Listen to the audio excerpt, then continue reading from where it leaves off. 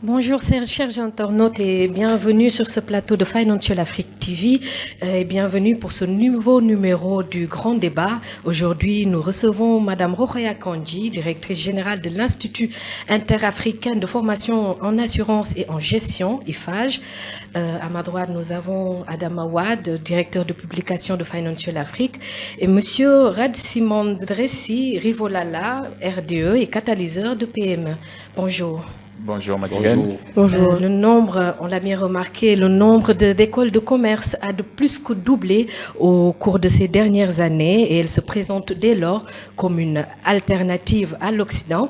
Et un parfait exemple en est l'Institut interafricain de formation en assurance et en gestion des entreprises IFAGE, devenu aujourd'hui une référence panafricaine dans le domaine et dont nous recevons aujourd'hui la directrice générale. Si le secteur, au fait, se développe actuellement, il va sans dire quand même qu'il reste critiqué sur ses critères d'accès, souvent basés sur le pouvoir d'achat et des parents et non sur le mérite. Adama Wade, Financial Afrique a décidé de porter ce nouveau numéro, le numéro 103 de Financial Afrique, sur les grandes écoles de commerce africaines. Pourquoi avoir choisi de ce sujet-là? Merci Amadi Gendoy, merci Madame Rokhaya Kandji, directrice générale de IFAGE, pour avoir accepté cette invitation à venir débattre avec nous de ce sujet ô combien important de la formation supérieure. Merci aussi à notre cher chroniqueur Rivo Ratiman Dressi. Effectivement, nous avons consacré pour le numéro de la rentrée un dossier sur les grandes écoles de commerce en Afrique. Alors, pourquoi ce dossier? Parce que tout simplement, c'est d'abord un secteur qui est porteur, qui est très important pour l'économie en général, puisque la formation du capital humain reste l'une des conditions sine qua non pour le développement. D'autre part, ces écoles de plus en plus nombreuses, de plus en plus variées, constituent une vraie alternative à l'Occident. Il y a quelques années, la seule voie, c'était d'envoyer ses enfants en France, au Canada, aux États-Unis. Mais aujourd'hui, de plus en plus d'écoles de commerce sont créées sur le continent à travers plusieurs pays, dont le Sénégal, le Maroc, la Tunisie. Et ces écoles offrent une vraie alternative et elles restent aussi, par-delà tout, très compétitives en termes d'accès, en termes de prix, par rapport à nos consoeurs de l'Occident. La transition faite, nous nous tournons vers Madame Kandji. Bienvenue sur ce plateau. Merci beaucoup. Bonjour à tous. Merci pour l'invitation. Pouvez-vous nous parler un peu de l'IFAGE, sa création, ses formations, un peu autour de la question? D'accord. Merci beaucoup, Madigen, pour la transition. Donc, IFAGE, qui est l'Institut interafricain de formation en assurance et en gestion des entreprises, est un institut qui a été créé en 2008 par M. Mandao Kandji, qui est un ancien commissaire contrôleur en chef à la CIMA. Donc, après avoir passé 11 années donc en tant que commissaire contrôleur à la CIMA, donc il s'est rendu compte qu'il y avait un réel besoin, comme l'a dit tout à l'heure Adama, en termes de capital humain. Donc, c'est à l'issue de cette expérience qu'il a décidé de créer cet institut, qui est aujourd'hui un institut interafricain, parce qu'on a 18 nationalités. Jusqu'à Madagascar, on reçoit des étudiants, et c'est un institut qui est dédié aux métiers du secteur financier, donc tels que l'assurance, l'actuariat, la gestion des risques et la comptabilité contre l'audit. Et comment ça s'est fait, le choix de la formation, le choix des formations qui sont proposées au niveau de l'école? Comme je vous l'ai dit tout à l'heure, les choix se sont faits de par le vécu du fondateur, mais également de par le retour d'expérience que les différents DG des entreprises d'assurance et de banque ont eu tout au long de leur carrière. Ils se sont rendus compte qu'en Afrique, ils avaient un réel problème de ressources humaines.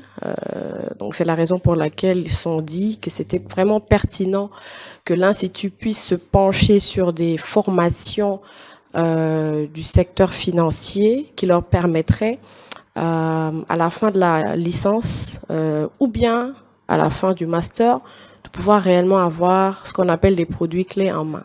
Donc ils seraient vraiment prêts à avoir sur le marché, qui pourraient pas être très chers parce qu'ils ont été formés localement, mais également compétents, donc ils pourraient aussi monter en grade donc, dans les années à venir. Et bien sûr, c'est pourquoi IFAGE a été créé.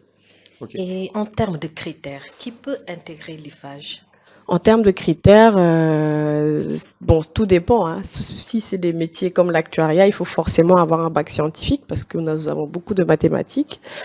La formation est élitiste. Par contre, si c'est des métiers comme donc l'assurance, la comptabilité, contrôle, audit, le bachelor en international management, nous avons juste besoin d'avoir un baccalauréat de la série L, S ou G pour pouvoir l'intégrer.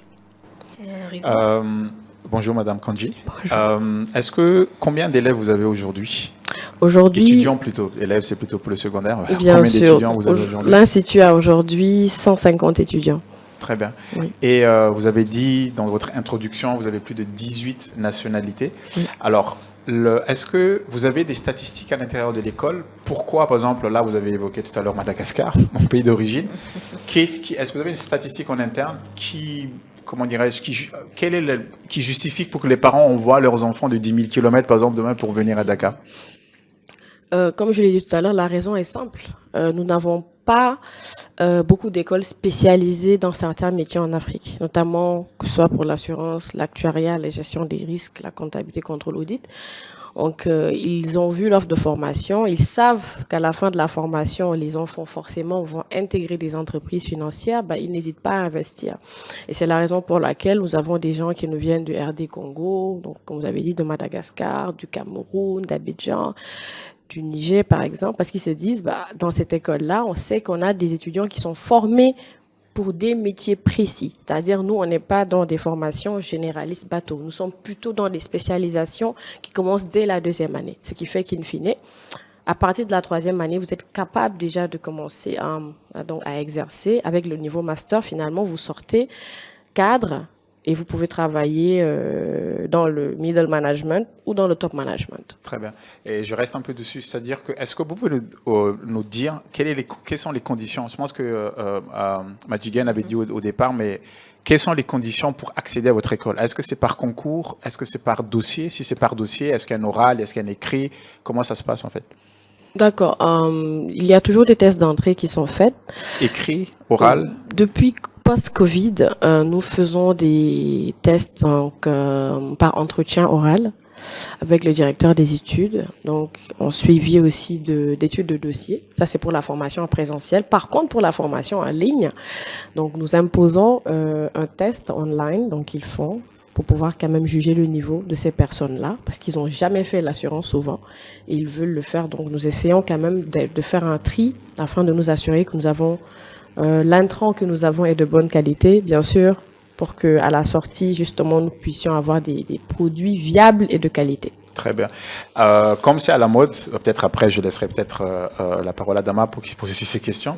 Est-ce que j'ai deux dernières questions. Est-ce que vous avez les statistiques en termes de la répartition homme-femme à l'intérieur de votre école? Ça, c'est la première question. Et la deuxième question, est-ce féministe? Non, c'est absolument pas. Comme c'est à la mode. Comme c'est à la mode. Comme c'est à la mode. Donc, j'essaye de demander. Bon, plus sérieusement, est-ce que vous avez des statistiques? Oui. Un.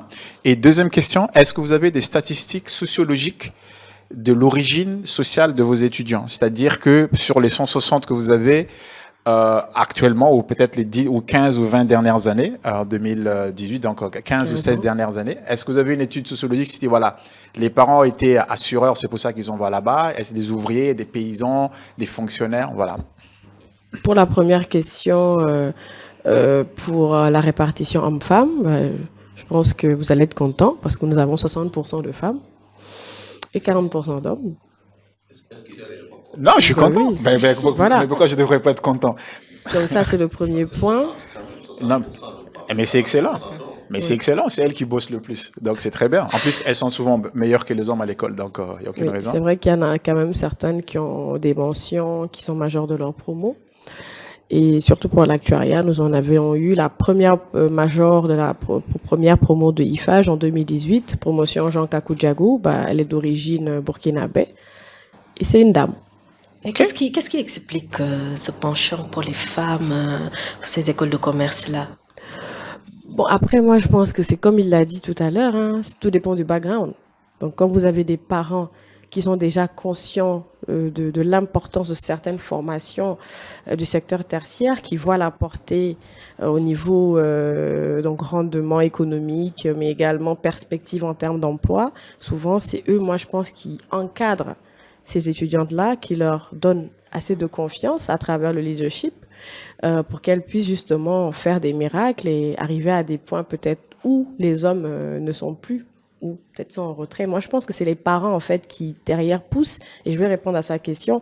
On a beaucoup de parents qui sont déjà dans le secteur et qui en connaissent la valeur. Donc ça, c'est pour répondre à votre première question. Donc en termes de statistiques, moi, je peux dire en fait que 40% des personnes qui viennent au niveau de IFAJ, ils connaissent déjà les formations du secteur financier, ils en connaissent la portée. Et je pense que les 60 autres viennent de parents qui sont entre le milieu rural et le milieu urbain, mais qui ont déjà en fait ce flair à travers les portées, comme je l'ai dit, et les débouchés de ces formations-là, et qui peut-être à travers le témoignage des alumni, parce qu'on a presque 100% d'insertion professionnelle, ils ont vu des alumni 100% d'insertion professionnelle. Quand même, comment ça se passe? Ça veut dire que vos étudiants sont recrutés presque en dernière année? Même avant la dernière année, certains sont déjà recrutés. C'est-à-dire aujourd'hui, moi j'ai des DG qui m'envoient des mails pour me demander des CV, je peux même pas y répondre parce que tous mes étudiants en dernière année sont déjà pris en stage, embauche, pré-embauche ou bien même directement en CDI. Donc aujourd'hui, on commence pour vous dire, on avait déjà depuis le début ces problèmes, mais au fur et à mesure, comme je vous l'ai dit, de plus en plus, vu que les produits sont testés et bons, c'est le bouche à oreille. Très bien. Et peut-être ça, là, vous me permettez de faire la transition par rapport au parcours académique de vos étudiants. Oui. Comment ça se présente? C'est-à-dire que vous avez dit effectivement, tant mieux, 100%, une école qui place à 100%, c'est le même niveau que demain que les écoles hyper compétitives, parce que je pense qu'ici, si les parents envoient leurs enfants à l'étranger, c'est justement ça, c'est pour pouvoir trouver de l'emploi. Est-ce que vous pouvez nous expliquer leur parcours académique? C'est-à-dire que est-ce que les stages sont obligatoires? Si c'est oui, à partir de quand déjà ils font des stages? Ça dure combien de temps les stages? Et est-ce que vous avez des entreprises avec qui vous avez signé des conventions pour effectuer les stages? D'accord. Les stages ne sont pas rendus obligatoires. Donc, parce que je pense qu'on n'a pas une législation comme à l'européenne où derrière les entreprises ont des incomes. Mais non, donc à partir de la deuxième année, le programme est fait de telle sorte que tous les cours de deuxième année déjà sont en cours du soir à partir du second semestre. Et tous les cours de spé également sont en deuxième année, ce qui fait Alors, qu'est-ce que spé peut-être pour spécialisation. Très bien. Donc, dès la deuxième année, les étudiants peuvent déjà commencer à travailler. Donc, en troisième année, clairement, c'est que des cours du soir. Donc là, ils sont dans le bain au niveau de la troisième année. Et les mémoires sont faits aussi en fonction justement des postes qu'ils occupent. Naturellement. Et en master, le train continue finalement.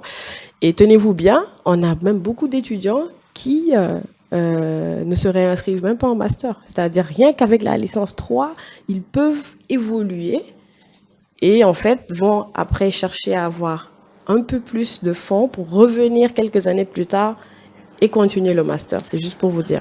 Alors, ça me permet de poser la question, je pense que tous nos téléspectateurs attendent, la scolarité. C'est-à-dire que combien, se fait. Voilà, frais d'inscription, combien, est-ce que vous avez une étude en interne, combien coûte, par exemple, donc j'ai compris, donc il y a une licence et master, oui. Combien coûte aux parents, parce que finalement, c'est eux pour le moment qui financent, les 4 ans ou du moins les 5 ans à l'intérieur de l'IFAJ?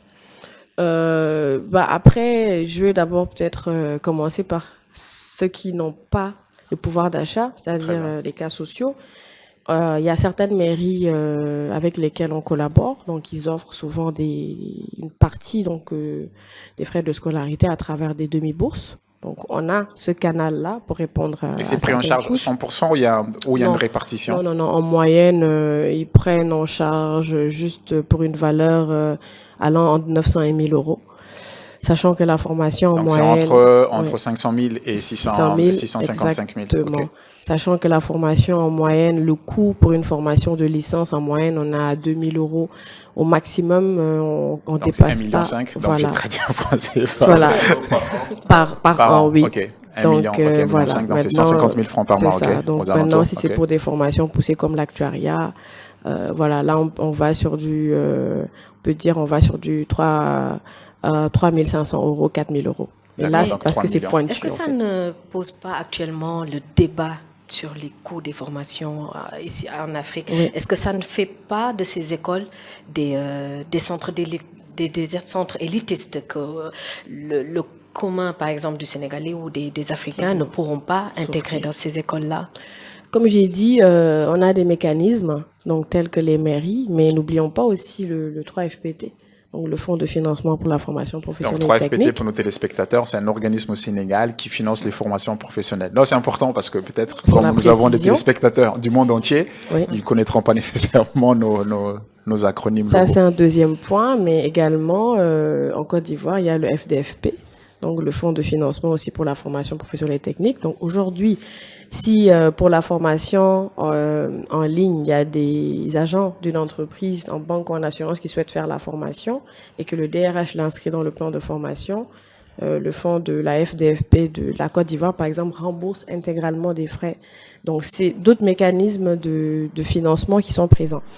Après, on a aussi des bourses. Hein. Donc, pour le master en actuariat, par exemple, que nous avons eu cette année avec l'African Risk Capacity Arc et Milliman Foundation, donc qui ont mis à disposition des bourses pour les Africains, donc qui souhaiteraient intégrer notre institut. Donc, c'est un troisième moyen de financement. Et après, bien sûr, le financement à Direct travers des parents. direct des parents. Et Qui souffrent beaucoup. Qui souffrent beaucoup, oui. Mais comme j'ai dit, ça en vaut le coup. Ça en vaut vraiment la chandelle. Donc, mais après, on fait des mensualités avec des frais d'inscription splittés sur 10 mois. C'est ce qui permet, moi, je pense aussi d'alléger le fardeau. On ne demande pas un paiement, donc un cash, one shot, non. On demande un étalement sur 10 mois, vraiment pour que les parents puissent derrière financer la formation par eux-mêmes. Alors moi, à vous écouter, j'ai l'impression donc que finalement, c'est les enfants des classes moyennes qui s'inscrivent dans des instituts comme IFAGE plutôt que des enfants un petit peu des classes populaires. Après, honnêtement, nous avons depuis 5 ans développé certains partenariats, par exemple avec l'Association des enfants de troupes du Prytanée militaire du Sénégal. Nous avons aussi offert des bourses aux anciennes, à une ancienne de Mariamaba. Donc nous pensons à toutes les classes, donc pour que aussi ils puissent bien sûr, mais ça c'est basé, on est d'accord sur les critères d'excellence. Donc des bourses d'excellence sont également accordées pour pouvoir aussi faciliter et aider bien sûr ces personnes-là qui peuvent pas avoir accès à la formation. Peut-être une petite précision, Madame Kandji. Quand vous dites bourse, en fait, c'est-à-dire que vous attribuez la bourse la première année ou c'est tout le reste, en fait? Tout le cursus. Dans tout le cursus chez vous. Il est Ok, offert. Très bien. Oui. Et est-ce que vous vous limitez seulement à notre petit village francophone africain ou bien vous formez aussi des gens en anglais, en portugais ou dans d'autres langues? Oui, c'est vrai qu'on a un centre de langue en interne qui a été mis en place pour la formation professionnelle en anglais.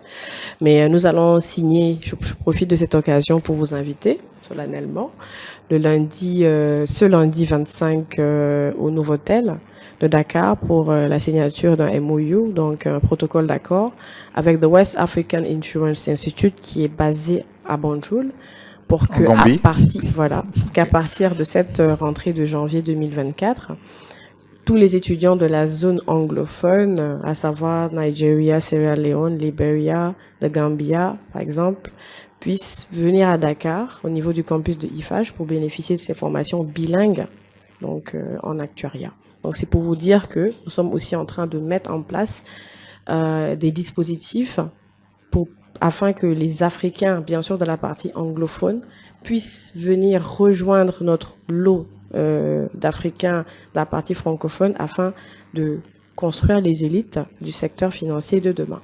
Et comment est né ce partenariat qui, je le rappelle, sera signé lundi à Dakar? Ce partenariat est né donc du fait que lors du dernier Assemblée générale de l'OAA qui s'est passée en Algérie. Alors, OA, c'est l'acronyme l'organisation qui concerne les africaine assureurs. des assurances. Voilà, très bien. Ok. Voilà, donc nous avons fait un meeting avec tous les directeurs, bien sûr, d'écoles d'assurance, donc de toutes les zones, mais plus anglophones. Et justement, nous nous sommes dit, la Gambie est juste à côté de nous. Et c'est une école inter-État, justement, qui appartient à la CEDEAO.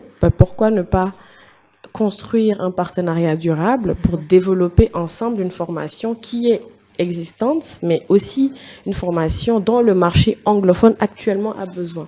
Donc, la réglementation de ces pays-là leur impose au niveau de leur board et au niveau de leur comité de direction d'avoir des actuaires qualifiés, full qualified actuaries. C'est vrai que nous n'en sommes pas là, mais aujourd'hui, l'idée serait que nous puissions former également ces étudiants-là qui ont déjà de bons backgrounds en mathématiques, statistiques, plus nos étudiants, donc le melting pot entre ces étudiants de la zone CEMAC, de la zone CEDEAO, des deux parties, pour, comme j'ai dit tout à l'heure, vraiment avoir un fort réseau d'actuaires qualifiés pour tout le marché africain. C'est ça l'objectif de ce partenariat. Très bien. Je voudrais un peu revenir peut-être par rapport à votre corps professoral. Est-ce que vous pouvez nous dire qui sont les personnes, les profils des personnes qui donnent les cours à l'intérieur de l'IFAGE? Est-ce que ce sont des professeurs donc d'universités agrégés ou c'est plutôt en fait des professionnels qui viennent des différentes sociétés d'assurance ou de réassurance dans la place? Nous avons cette fertilisation croisée entre le monde professionnel, mais également le monde académique. Parce que comme vous savez, nous sommes dans le LMD.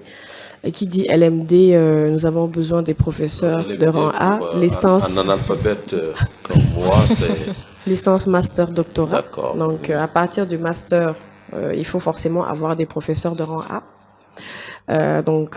Du CAMES, qui doivent intervenir au niveau de l'Institut en termes de... Le Conseil des orientations malgaches pour l'enseignement supérieur. Malgache. C'est important. Je prépare les émissions, madame. Voilà, donc nous avons besoin de ces grands rats-là qui doivent encadrer les mémoires, qui doivent donner certains cours, certains travaux dirigés. Mais en plus de ces enseignants-là, nous avons beaucoup de professionnels, bien sûr, du secteur qui viennent donner des cours, des dirigeants. Le matin, comme je le dis, ils finissent de traiter leur dossier et l'après-midi, ils viennent soumettre ces études de cas pratiques là aux étudiants. Et c'est ce qui fait justement la force de IFAGE. C'est vraiment cet aspect professionnel là qu'on vend et c'est ce qui nous vaut ce taux d'insertion professionnelle élevé naturellement. Très bien. Et ça me permet d'enclencher sur notre question. Quelle est la place, peut-être pour élargir un peu plus le débat, quelle est la place de l'entrepreneuriat, comme c'est quelque chose aujourd'hui qui est souvent promu, du moins qui est encouragé, par rapport à votre enseignement? Parce que tout à l'heure, effectivement, vous avez dit 100% de vos élèves, du moins de vos étudiants ont un taux de placement, bien. Donc, ils trouvent tous du travail, c'est très bien. Mais ça, c'est l'ancien monde, ce que je voulais dire. C'est-à-dire que ça, c'est pour travailler pour quelqu'un. Or que cette jeunesse, aujourd'hui, ils voudraient monter leur propre, peut-être, compagnie d'assurance. Ils voudraient peut-être monter leur, propre compagnie de réassurance. Ils voudraient peut-être, on a parlé en préparant l'émission, ou du moins au niveau du courtage. Donc, quelle est aujourd'hui la place de l'entrepreneuriat dans la formation et dans le parcours académique de vos étudiants? L'entrepreneuriat occupe une place centrale au niveau de l'Institut. Parce que même avec une licence, normalement, vous pourrez déjà travailler en tant qu'intermédiaire, agent général. Mais est-ce que le système les encourage? Est-ce que vous les encouragez? Vous avez toutes les bases pour pouvoir, honnêtement, réglementaire, ensuite technique pour pouvoir le faire, en plus des cours de coaching qu'on fait aux étudiants pour accompagner ces étudiants-là vers l'insertion. Mais clairement, les étudiants peuvent le faire. Après, derrière, nous avions aussi lancé en 2018 un programme spécialisé en intermédiaire d'assurance, par exemple. Mais c'est ça le but. Le but, c'est de former des intermédiaires d'assurance en 6 mois, juste pour qu'ils puissent, après les 6 mois, aller à l'ADER pour avoir des financements, pour pouvoir ouvrir un cabinet de courtage ou bien de pouvoir ouvrir des multiservices pour faire beaucoup de services. Et nous avons eu des étudiants qui ont eu l'opportunité, justement, après cette formation, d'ouvrir, de se regrouper, d'ouvrir des multiservices, de vendre des produits d'assurance, mais également des services de banque et de mobile money. Donc, c'est pour vous dire également que, bien sûr, l'entrepreneuriat occupe une place centrale au sein de notre institut. Et est-ce que l'école les accompagne dans ces démarches-là? Bon, c'est vrai qu'aujourd'hui, en termes de financement, je le dis, c'est souvent compliqué. Mais après, dès qu'on sait qu'il y a l'initiative derrière, oui, nous essayons quand même de les En fait, mettre en rapport pas forcément que pour le l'école financement. mette ses Oui, moyens, oui. mais que l'école Coaching. les accompagne Oui. à trouver les moyens nécessaires. Par exemple, au niveau des banques ou autres organismes de l'État, à pouvoir trouver les financements nécessaires pour se lancer. Donc, comme je disais tout à l'heure, c'est à travers ce coaching et ce suivi-là que nous, derrière, on essaie de... Parce qu'on a des partenaires, on a des personnes un peu partout, oui. On fait souvent le linking pour vraiment faciliter, comme j'ai dit, la réussite des projets d'entrepreneuriat que ces étudiants-là ont. Ok. Je sais que dans les business schools étrangers, un des critères de choix des étudiants, donc qui montent aussi dans leur classement, donc le classement de Shanghai tel qu'était que Adama Financial Afrique a repris dans son dernier numéro, ou le dernier classement QNS Cocardelli Simons en fait pour les universités européennes. Les partenariats des des business schools avec des business schools ou des universités étrangères en fait a une place prépondérante. Est-ce qu'aujourd'hui, IFAGE, est-ce que vous avez un programme d'échange? Par exemple, quand ils commencent leur cursus ici à Dakar, et je sais pas, ils finissent le cursus à Banjul ou à Lagos ou je sais pas à Johannesburg ou je sais pas. Au Canada, parce que je pense que ce qui est beaucoup demandé. Mais je voulais pas aller jusqu'à là justement. Donc je vais d'abord commencer par l'Afrique et puis peut-être après poser la question pour l'Europe, en sachant que l'Europe maintenant c'est le vieux monde, Adama. Je suis juste étonné que nos étudiants ne demandent jamais partir en Asie, pourtant c'est l'avenir. Mais voilà. Donc est-ce que je vous pose la question, est-ce que les étudiants d'IFAGE aujourd'hui, est-ce que vous avez des accords pour que les étudiants durant leur parcours, durant leur cursus, puissent passer quelque temps dans d'autres pays africains? Je vais utiliser votre demande pour dire pourquoi est-ce qu'ils ne demandent pas à aller en Asie. C'est tout simplement parce que avant d'aller en Asie, ils ont un job. Donc pourquoi aller en Asie alors que j'ai déjà un job dans mon pays? En fait, c'est ça la différence, comme je le disais, de IFAGE. C'est qu'aujourd'hui, on offre une formation qui vous permet, même avant la sortie, d'avoir un job. Donc, un emploi. Produit clé en main. Donc après, l'étudiant va se dire, mais pourquoi je vais aller à l'étranger si je sais qu'après je peux avoir... En termes d'ouverture, c'est très important. Ça, c'est un premier point.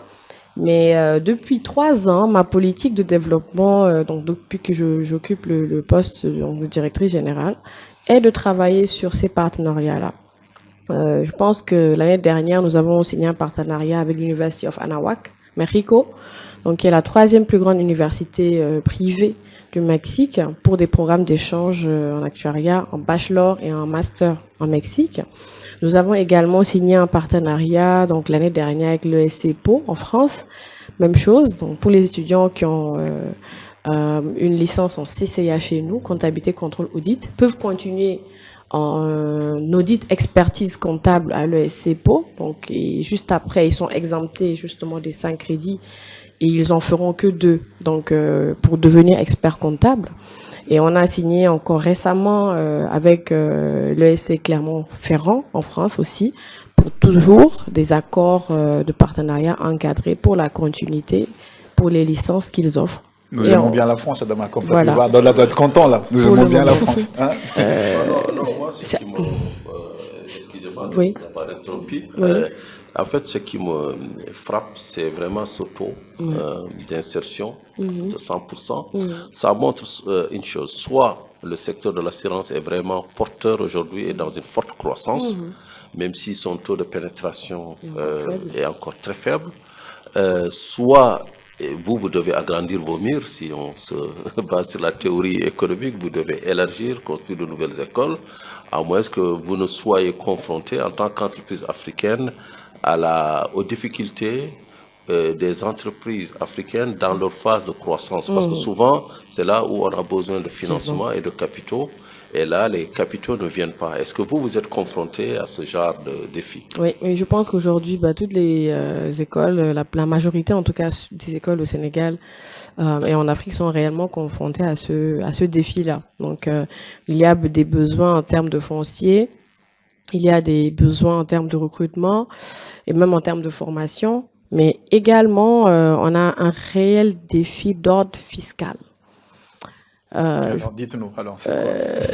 Ça Donc, m'intéresse. actuellement, toutes les écoles, et toutes les dernières réunions que nous tenons, que ce soit au niveau du FEPES, Fédération d'établissements privés d'enseignement supérieur, du CUDOPES, qui est le cadre unitaire maintenant qui régit toutes les 3 organisations d'instituts, mais nous avons tous les mêmes problèmes avec le fisc. C'est-à-dire aujourd'hui, on subit presque le même traitement que les entreprises. Exactement.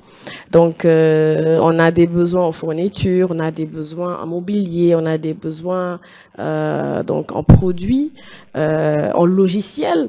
Et malheureusement, nous ne pouvons pas être exonérés.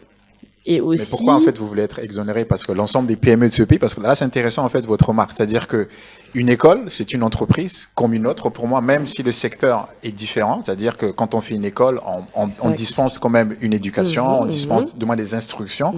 C'est pas la même chose que demain si on vend un beignet. Mais pourquoi vouloir demander quelque chose de spécifique en fait uniquement pour votre secteur? Parce que tous les PME, par exemple, moi dans le cadre de notre travail, il y a des PME, moi-même je suis une PME, mais il m'est pas arrivé en fait l'idée de demander à l'État demain de m'exonérer. Ce sont des produits, j'ai bien précisé par exemple des logiciels. Vous voyez ce que je veux dire? C'est un exemple donc d'intrants que nous avons besoin pour faire de la valeur ajoutée. Je donne un exemple simple. Par exemple, si on prend aujourd'hui, par exemple, en comptabilité, le logiciel SARI. Sans donner de marque. Je ne fais pas de... Excusez-moi pour la pub, mais il faut que j'aille dans le détail. Nous savons tous que pour la comptabilité, les étudiants devront forcément faire cette application-là en classe. Mais pourquoi l'école ne fait pas cet investissement? L'école fait cet investissement, certes, mais honnêtement, on se dit, si peut-être on avait eu des exonérations par rapport à certains logiciels, on aurait pu, par exemple, prendre ce fonds-là et le mettre ailleurs. Est-ce que c'est uniquement la TVA? Parce que là, tel que vous me dites, c'est uniquement la TVA que je vois, en fait. C'est la TVA de 18%. Oui, pour le moment, comme j'ai dit, il faut qu'on y aille step by step. On ne peut pas aussi, à un moment donné, tout revendiquer. On se dit, pour certains produits, pour certains logiciels qui rentrent en droite ligne avec nos formations, nous avons besoin, par exemple, d'exonération. Ça, c'est un step. Deuxième step, nous allons dire, peut-être, en termes de traitement, par exemple, pour la selle, est-ce que c'est pas possible, par exemple, parce qu'on sait qu'au niveau de la selle, par exemple, ça dépend. Quand vous êtes dans la formation professionnelle, quand vous êtes dans l'éducation nationale, je précise, vous n'avez pas les mêmes obligations et contraintes que quand vous êtes dans l'enseignement supérieur privé. Donc, c'est des jeux de mots, souvent même que les fiscalistes, en fait, les juristes ont des problèmes d'interprétation des fois, et c'est vraiment important. Je reviens encore sur certains aspects. Par exemple, nous avons des partenariats avec certaines écoles. Des fois, il y a des redevances à payer. Vous voyez, il faudra les envoyer, c'est par compte bancaire, de compte à compte, il y a des frais, etc., etc. Donc, on se dit qu'il y a une taxe donc par rapport à ces frais-là qui sont payés. Peut-être que comme c'est pour un partenariat de pays à pays, on pourrait peut-être être exonéré, vous voyez, pour certaines choses, sachant que c'est pour un diplôme, c'est pour une double diplomation, c'est vraiment pour de la valeur ajoutée pour le programme. Oui, mais ça c'est uniquement pour votre secteur, mais peut-être. Oui, mais pourquoi ne pas demander justement? C'est-à-dire que moi, à titre personnel, c'est très intéressant votre remarque en fait, parce que je fais partie de ceux, par exemple, qui sont contre tout ce qui est zone économique spéciale, les exonérations, parce que vous voyez, ce qui fait le succès de la Chine aujourd'hui, du moins le port de Shanghai, c'est ce qu'on essaie de faire pour Djamena-Diop, parce que du coup, vous regardez. Vous venez, vous dites, OK, vous êtes une école. Vous allez demander voir l'État, dire, écoutez, nous, on a besoin d'investir, mais il faut que vous nous fassiez des exonérations. Les miniers viennent, ils disent, non, nous, on veut investir, mais il nous faut des exonérations. Maintenant, on a le gaz et le pétrole, ils viennent. Vous voyez, à la fin, en gros, qui est-ce qui paye, en fait? Parce qu'à un moment donné, il faut bien que quelqu'un paye. Et la base, en fait, l'assiette fiscale, du coup, se réduit et il est systématiquement supporté par les toute infime minorité que sont les PME, parce qu'il y a des PME qui payent.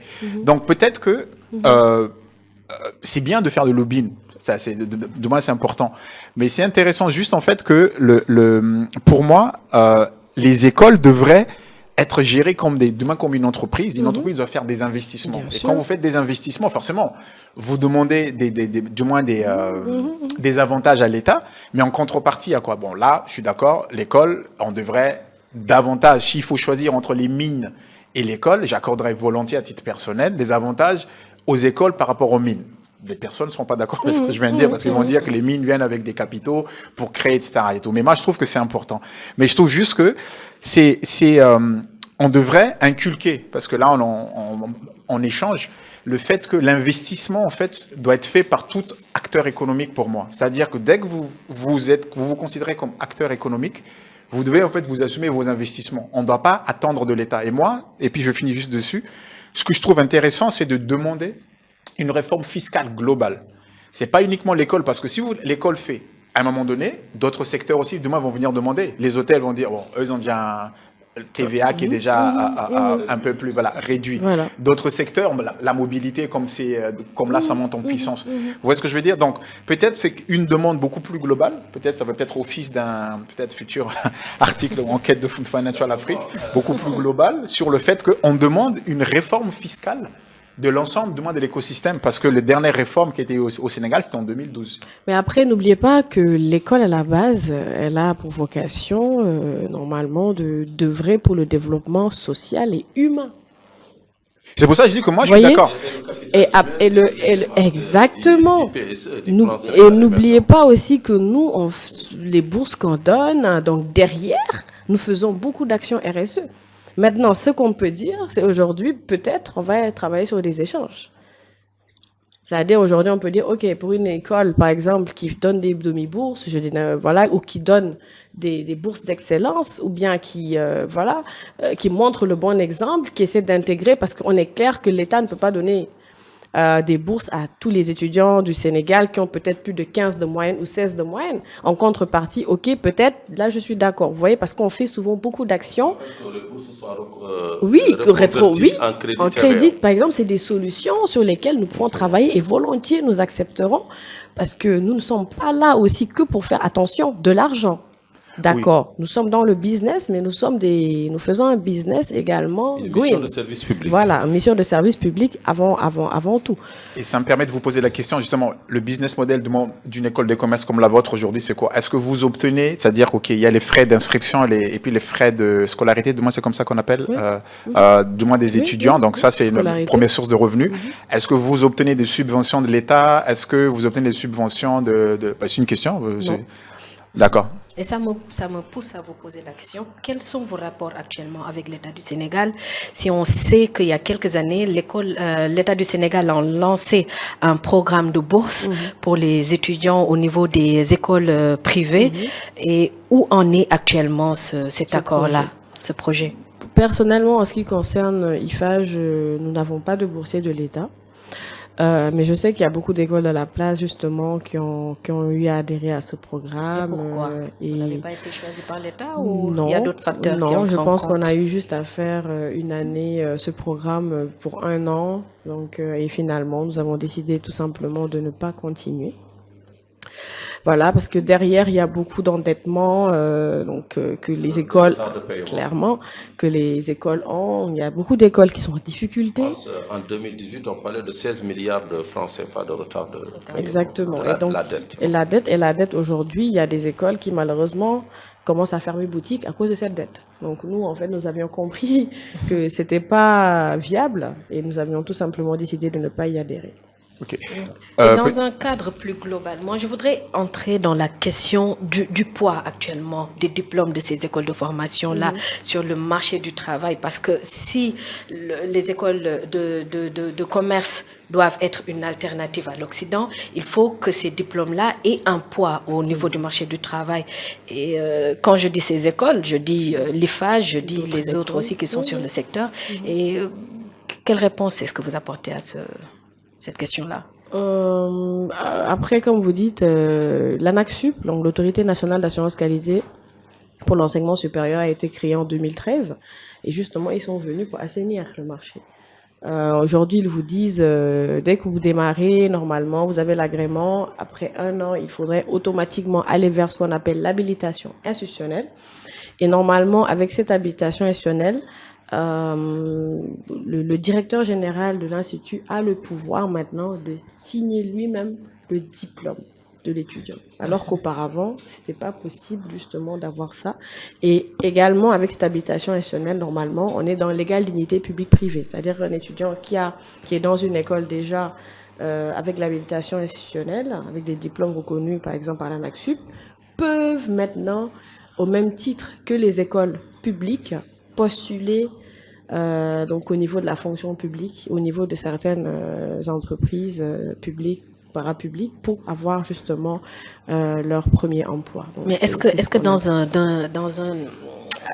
un cadre plus global, par exemple, avant, le diplôme africain, disons, ne faisait pas le poids quand on sortait vers l'Europe, par exemple. Mais actuellement, si on veut garder les étudiants africains ici dans le continent, il faut que ces diplômes-là puissent avoir du poids. Si par exemple, un Sénégalais veut aller travailler en France, il faut que ces diplômes des écoles privées sénégalaises soient reconnus là-bas. Oui, je pense que Campus France, d'ailleurs, l'année dernière, a décidé de bloquer tous les visas d'étudiants obtenus après le mois d'octobre pour que ces étudiants-là n'aillent pas en France. C'est-à-dire aujourd'hui, Campus France dit que quand un diplôme n'est pas reconnu par l'ANAQ-Sup, automatiquement, peut dire que le dossier est rejeté. Donc Campus France, en fait, depuis l'année dernière, justement, a posé maintenant cette condition sine qua non pour l'obtention, justement, d'une admission. Et ça a d'ailleurs créé beaucoup de tollé au niveau, nous, de nos écoles. Donc, pas pour nous, parce que nous avons quand même nos accréditations. Mais honnêtement, je ne vais pas vous mentir, il y a eu beaucoup d'écoles qui ont eu ces difficultés-là. En plus de ceux, déjà, il y a la dette. Et vraiment, là, bon, après, je pense aussi que ça a permis à ces écoles-là rapidement aussi de venir suivre le nouveau process. Cette année, il y a eu beaucoup d'écoles qui ont postulé pour l'accréditation et on sera obligé, nous, derrière, de suivre parce que la compétition, elle n'est plus locale, maintenant elle est internationale. Je vais rester un peu sur le business model des écoles, si vous voulez, Madame Kandji. Dans une école comme la vôtre, j'aimerais comprendre qu'est-ce qui coûte le plus cher. C'est-à-dire que dans votre compte d'exploitation, dans le réseau d'exploitation, quel est le poste en fait de mec qui pèse le plus? Est-ce que la partie RH? Est-ce que c'est la partie, je sais pas, investissement? Vous avez parlé tout à l'heure de moins de logiciels. Est-ce que c'est la partie technologique? Je sais pas. Qu'est-ce qui coûte le plus? Prestation de service. C'est-à-dire le RH en fait. Oui, RH au niveau du corps enseignant. Donc, tous les enseignants ne sont pas des permanents. Nous avons beaucoup de prestataires, donc des vacataires. Plus précisément, c'est le terme qu'on utilise, qui nous viennent du milieu professionnel et c'est lourd. Très bien. Voilà. Ok. Et quand vous avez parlé tout à l'heure du moins de vos étudiants qui trouvent du travail à 100%, est-ce que vous avez des statistiques en termes de leur rémunération du départ? C'est-à-dire, est-ce que à l'intérieur de l'IFAGE, donc j'ai deux questions. Un, est-ce que vous avez les chiffres à combien ils sont payés en moyenne leur première année? Et aujourd'hui, c'est-à-dire que, deuxième question, est-ce que vous avez des statistiques en interne? Parce que ça, c'est par exemple les statistiques qu'on vous demandait à les grandes écoles occidentales. Ils les ont tous, bon, asiatiques, je connais moins, mais je pense que les asiatiques devraient l'avoir également. Au bout de X temps, où est-ce qu'ils sont vos étudiants? Ils occupent tel poste et leur rémunération est en moyenne à combien? N'oubliez pas que le problème de l'Afrique majeur, c'est les données. C'est-à-dire aujourd'hui, on a des problèmes. Justement, vous êtes une école donc normalement en plus actuaire. Je m'explique. Les données ne viennent pas de nous. Les données viennent des entreprises. Donc si aujourd'hui nous avons une entreprise, par exemple pour sa politique RH, ils ont leur grille. Vous voyez ce que je veux dire? On ne peut pas forcément avoir accès à la grille. Donc il y a certaines grilles. Le salaire est tabou chez nous. Justement, j'en viens. Donc, comme j'ai dit, je parle des data. Donc, c'est les données, justement, oui, mais qui sont on peut pas avoir une disponibles. moyenne par rapport à Tout dépend des secteur. entreprises. Moi, j'ai des entreprises qui me disent, écoutez, Madame Kandji, je ne vais jamais accepter de prendre un étudiant de IFAGE sans au moins lui donner 80 000 francs. C'est un exemple que je donne. Et l'étudiant n'a pas encore la licence. Il y a d'autres qui vont dire, écoutez, nous, on n'a pas 80 000 francs, mais peut-être on va vous donner 60 000 francs. Je donne juste des exemples. Tout dépend de la politique de l'entreprise. C'est vrai que nous avons des conventions avec certaines entreprises, mais, excusez-moi, comme j'ai dit, l'Afrique a encore beaucoup de choses à faire en termes de réglementation, en termes de conventions, école, entreprise et même État employeur pour vraiment nous faciliter certaines choses. Donc aujourd'hui, donc, on n'a pas les chiffres en fait. Donc quand un étudiant sort de l'IFAGE, par exemple actuaire de l'IFAGE ou du moins contrôle, audit et gestion, tel que vous avez dit, ou j'ai vu aussi du moins sur votre plaquette en marketing, on ne sait pas à combien à peu près en moyenne ou du moins quelque chose, à combien en fait on le recrute.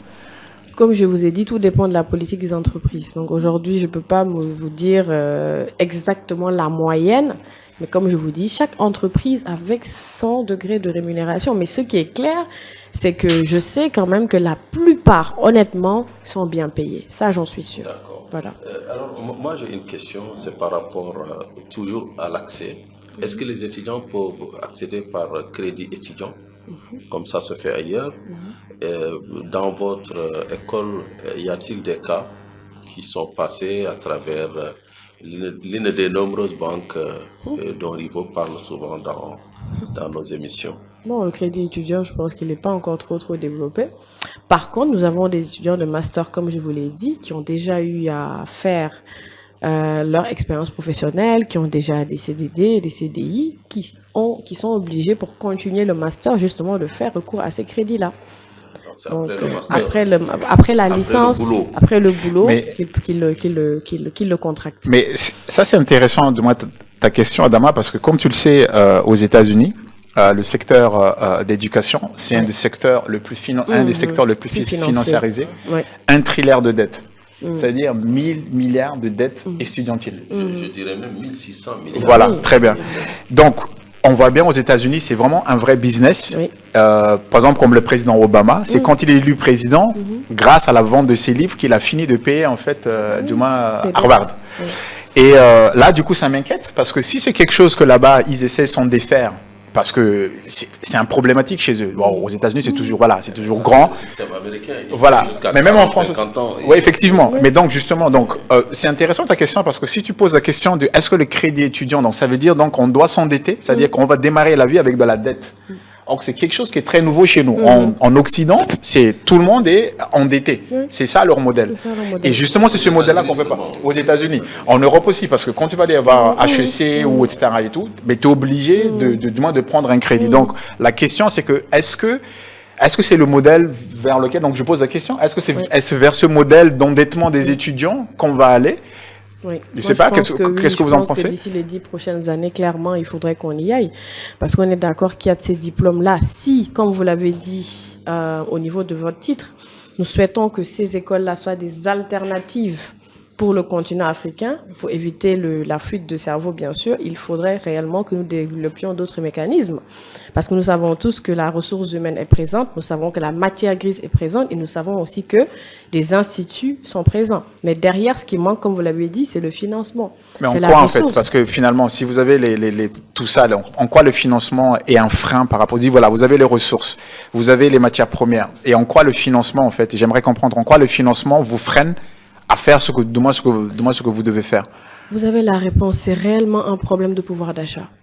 Nous avons réellement un problème de pouvoir d'achat parce que pour pouvoir... Des parents, vous voulez dire? Des parents, premièrement. Deuxièmement, des étudiants eux-mêmes. Et pour pouvoir accéder à certains diplômes de prestige, il faut forcément recourir, comme vous avez dit, à un crédit. Et il y a aussi un problème général d'accès au crédit, parce que nous sommes quand même dans des systèmes où le crédit au ménage est très peu développé. Et là, ça handicape aussi le système. Les classes moyennes, puisque c'est elles qui supportent en fait le système. Et ça pose aussi le débat du rôle des banques. Je pense que quand même, j'ai vu dans la ville, en circulant dans Dakar, quelques panneaux publicitaires sur des crédits étudiants. Que des banques proposent. J'ai vu au moins 2 banques, mais comme Amadigen interdit de prononcer le nom de quelques-unes de ces généreuses banques, je vais m'abstenir d'en prononcer le nom. Mais il y en a quand même. Est intéressante, mais on va devoir clore ce débat parce que le temps imparti touche à sa fin. Alors, dans un dernier tour de table, je vais essayer de poser la question à savoir, au vu de tout ce qui a été dit sur ce plateau, est-ce que ces écoles privées de commerce maintenant peuvent être vues comme une alternative à l'Occident?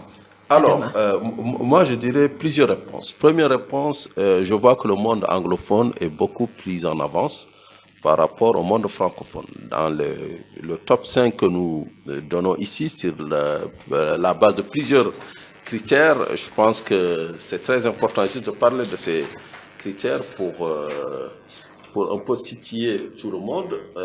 Frais de scolarité, programme offert, réputation, partenariats internationaux, langue d'enseignement.